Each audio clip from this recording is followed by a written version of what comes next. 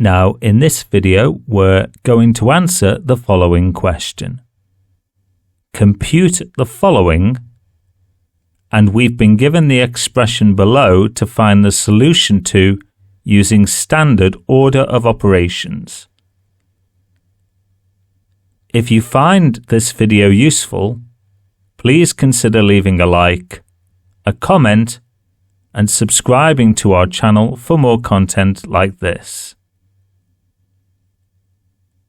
The order of operations in mathematics is a set of rules that dictate the order in which calculations are performed in an expression. The most common acronym for remembering the order is BODMAS, where B represents brackets, O represents orders like indices, D represents division, M represents multiplication, A represents addition, and S represents subtraction. It's important to be aware that addition and subtraction have equal priority and are performed in the order they appear from left to right. With that in mind, let's begin with the left side first.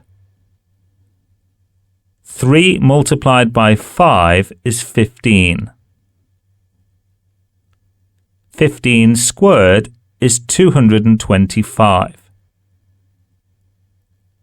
Added to 16 is 241. And the square root of 241 is 15.5 to 1 decimal place. Moving to the right side, 4 squared is 16. And 16 divided by 8 is 2. 3 plus 1 is 4. 4 multiplied by 2 is 8. 5 minus 8 is minus 3. And 2 multiplied by minus 3 is minus 6.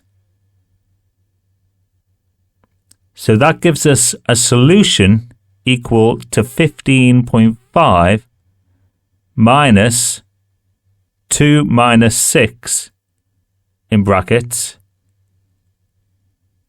which is 15.5 minus minus 4, which is the same as 15.5 plus 4, which is 19.5.